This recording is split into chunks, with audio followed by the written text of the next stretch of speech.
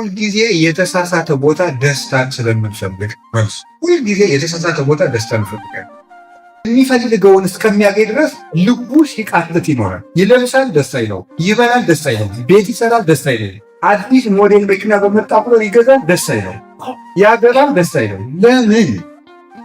ሰው በምድር ላይ የሚቀርቡለት ነገሮች ሁሉ ደስ አይለው። ለምንድን ነው ብላችሁ ጠይቁ። ሁልጊዜ የሚከፋል ለምንድን ነው ብላችሁ ጠይቁ። ለገንዘብ ብላችሁ ማንነታችሁን አትሽጡ፣ ሰውነታችሁን አትለውጡ፣ ራሳችሁን ጠብቁ። ማንነት ከገንዘብ በላይ ነው። እውነቴን እነግራለሁ። ማንነት ማለት ለኛ ሰውነት ማለት ማንነት ለኛ ኦርቶዶክሳዊነት ነው። ደስታ ለአንድ ኦርቶዶክሳዊ ምንድን ነው? ይህን ስታውቁ ሁልጊዜ በሰላም መኖር ትችላለን። ቀንም ሌት ሆነ ቀምና ደስታ ለእናንተ ምንድን ነው?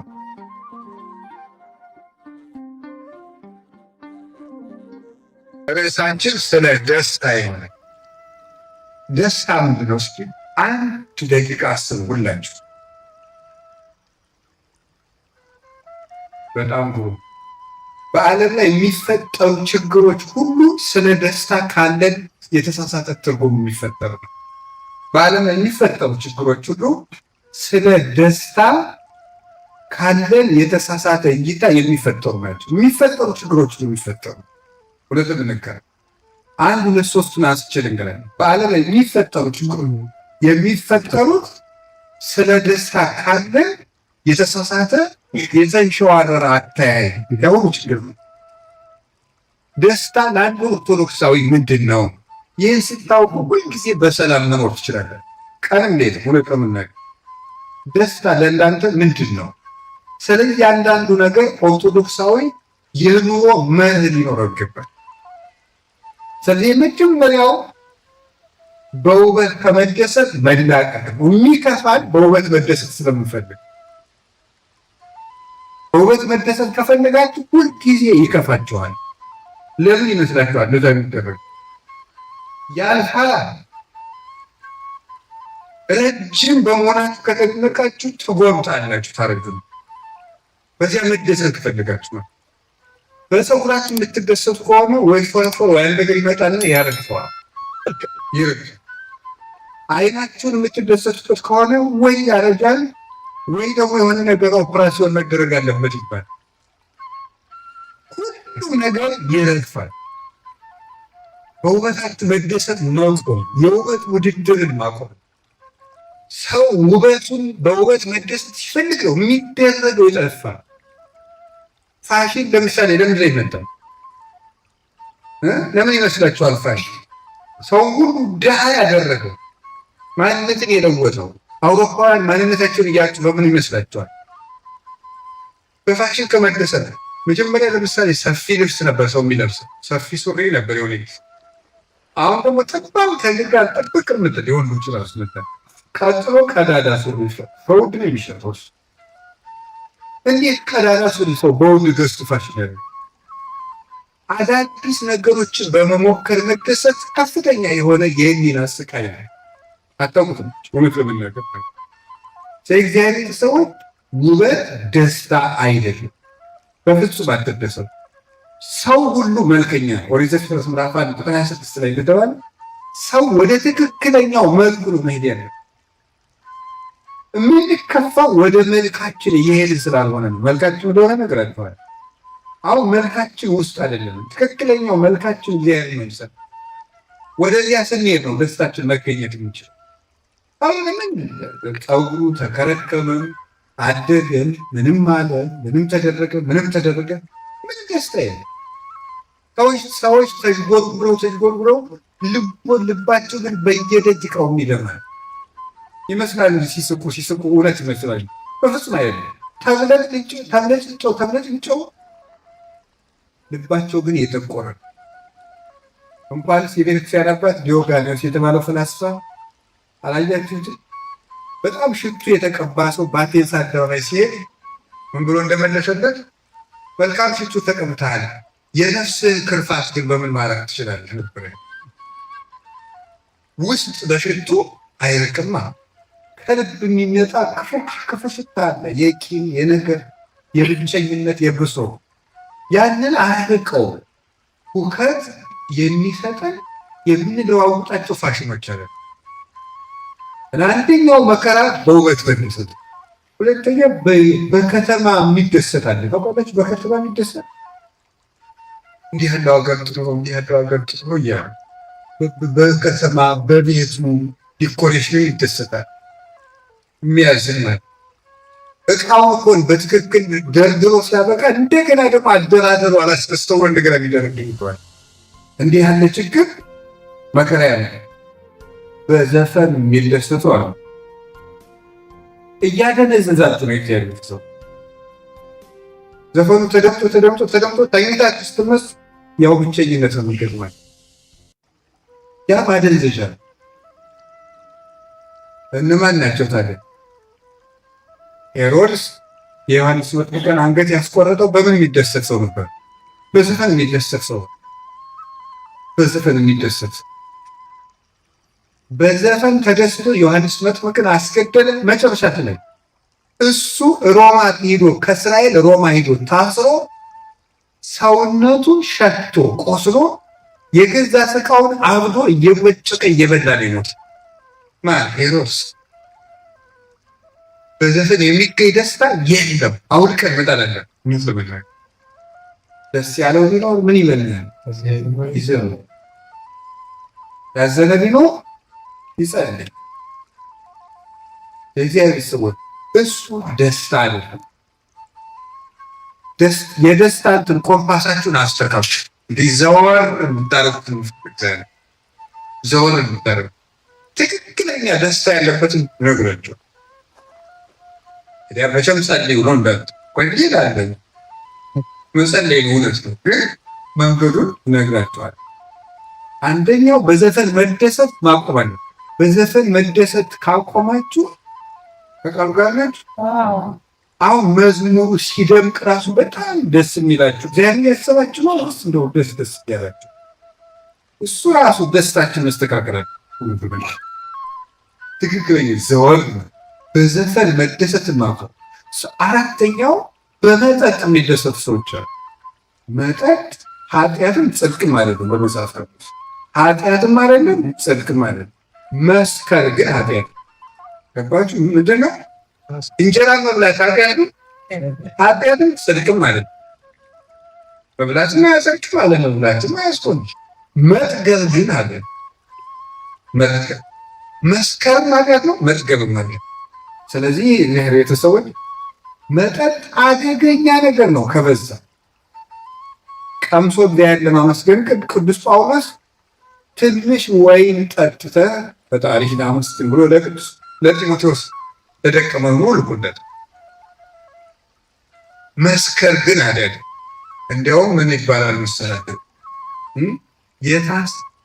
አንድ ሰው እባብ ከነደፈው ይልቅ የሰከረ ሰው ይብሳል ይባላል።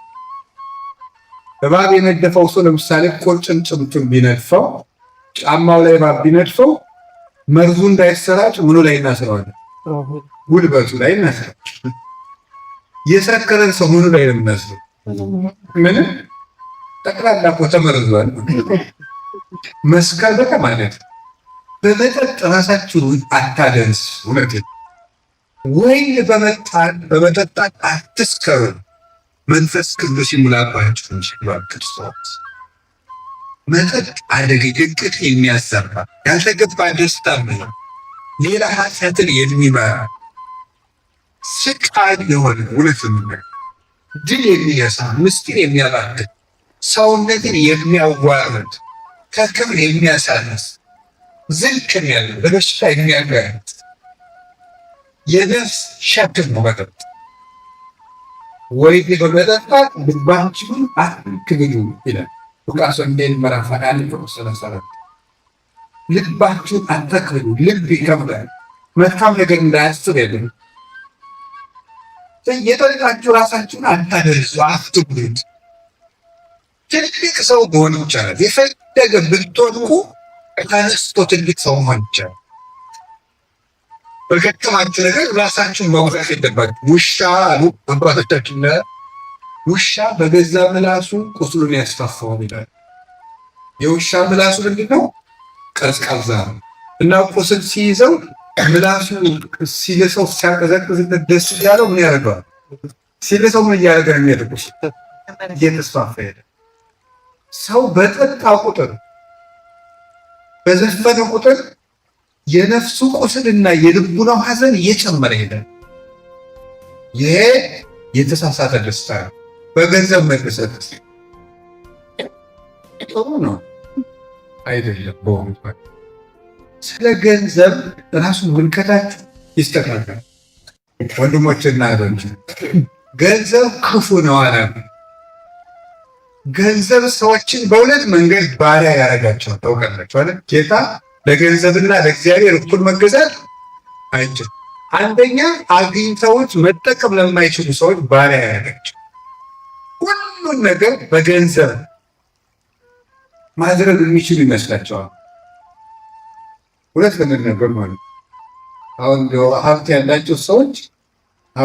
ያላቸው ሰዎች ንስሐ አባታቸው ለስብሰባ ሲጠራቸው ቶሎ ብለው መዋጫ ሲኖር ጥቆኝ በፍጹም ተገልግላል። ይህ የረሃብ የገንዘብ ባሪያ የሆነ ሰው። አንዳንድ ሰው ቤተክርስቲያን ሄዶ ገዳም ሂዶ በገንዘቡ የሚፈራ የሚከበሩ ይመስላል። እናንተ ታደርጉት አታደርጉት እንጂ አንዳንድ ከውጭ ሀገር ሰዎች ሲመጡ እኛ ላይ መጠግበር ይፈልጋል። ለምሳሌ አሁን ገዳም መጥተው አባ ገዴ ማግኘት ከሚችልና የህዱ ስላቸው ከአሜሪካ ላይ መጣው በላቸው ይላል። አሜሪካ ገነት ነው መንግስተ ሰማያት? እንዲሁ ግርም ነው የሚያደርግ። ይሄ የገንዘብ ባርነት ነው በራሱ። ምን ማለት ነው? ከዚያ እንደመጡ ሲያውቁ ያገኙኛል፣ ያከብሩኛል። መጀመሪያ ራሱ እንደዚህ ብሎ ማሰብ ፈጽሞ ነው የገንዘብ ባርነት ነው። ገንዘብ ሰዎችን ባሪያ ያደርጋል። ባርነቱ ምንድነው? ሁልጊዜ ይሄን አስተካክል፣ ይሄኛውን ካምፓኒ አስተካክል፣ መስመር አስይዞ ይሄን አስተካክል እንዳሉ እንደ ባንክ ነው የሚሞቱ። እንዳይደርሱ ወደ ጸሎታቸው አይመጡ፣ ወደ ንግዳቸው አይመጡ፣ ወደ ቁርባን አይመጡ። የጸሎት ጊዜ የላቸው፣ መጽሐፍ ቅዱስ የማንበቢያ ጊዜ የላቸው፣ ለኪዳን ጊዜ የላቸው፣ ለቤተሰብ ጊዜ የላቸው፣ ለሀገር ነገር ለቤተክርስቲያን ነገር ጉዳይ የላቸው። ጉዳያቸው ብር ነው። እስመ ሥራው ለሁሉ ከአፍቅረኑ አይሁድ። ገንዘብን መውደድ የኃጢአት ሁሉ ስር ነው ይላል ጳውሎስ አንደኛ ጢሞቴዎስ ምዕራፍ 6 ላይ ስናይ ገንዘብን መውደድ የኃጢአት ሁሉ ስር ነው። ሁለተኛ ገንዘብ ያጡትን ሰዎችን ባሪያ ያደርጋቸው። ገንዘብ ሲያጡትን ባሪያ ያደርጋቸው። ስለዚህ በአግባቡ መያዝ አለባቸው። ገንዘብ ይዘውት ካላወቁትም ይገዛል፣ ሲያጡትም ደግሞ ባሪያ ያደርጋል። ለዚህም ደግሞ አደረገ ሲኖራችሁ እወቁበት፣ ሳይኖራችሁ ደግሞ እግዚአብሔርን አመስግናችሁ ስሩ።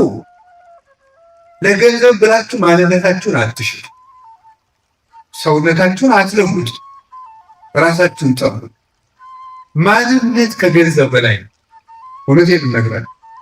ማንነት ማለት ለኛ ሰውነት ማለት ማንነት ለኛ ኦርቶዶክሳዊነት ከገንዘብ በላይ ነው። ገንዘብ እኮ እኛ ሸኝቶ ሰው ኪስ ውስጥ ሲገባ የገሌ ነኝ የማይከዳተኛ አይደለም። ድሮ ስትጠብቁት ስትለፉለት ላባችሁን ጠብ ስታደርጉለት ኖራችሁ ስትሞቱ ሰው ተካፍሎ ሲወስደው እኔ ነኝ አይደል? የሚዋርሱ ሰዎችስ በህግ ነው። ሌባ ሲወስደው እኮ የገሌ ነኝ በህግ አምላክ አይደለም። ስለዚህ ዶሚየር ለዚህ ከዳተኛ ብላችሁ ማንነታችሁ እንዳትተው። ገንዘብን ደስታ አይሰጥም። የእግዚአብሔር ሰዎች የሁሉ ደስታ አይደለም። ሌላው ቀርቶ በሚስትም በባልም በልጅም እኮ መደሰት አይገባም። መደሰት በማን ልጆች ደስታ ናቸው፣ እግዚአብሔር ጸጋ ናቸው። በእግዚአብሔር ጸጋነታቸው መደሰት ትክክል ነው። ሚስት የእግዚአብሔር ስጦታ ናት። በዚያ ስጦታነታው መደሰት መልካም። ባል ከእግዚአብሔር በዚያ ስጦታ መደሰት መልካም። ግን አንድ ሰው ፈጽሞ ከጉዳዩ ጋር ቅዱስ ጎርጎርዮስ ዘኑሲስ እንደተናገረ የሚስቲቱ መልኳ፣ የሚስቲቱ አይኗ፣ የሚስቲቱ ጸጉሯ፣ የሚስቲቱ ስትራመድ እያለ የሚደሰት ከሆነ ጥላው በሞት የሄደች ቀን ቤቱ ጨለማ ይወርስ። ምንድነው ሰው ይህን ሁሉ ችግር ያመጣው? ለምን ይመስላችኋል? ሰው ደስታ ማጣት። ሰው በምድር ላይ የሚቀርቡለት ነገሮች ሁሉ ደስ አይልም። ለምንድን ነው ብላችሁ ጠይቁ። ሁልጊዜ የሚከፋኝ ለምንድን ነው ብላችሁ ጠይቁ።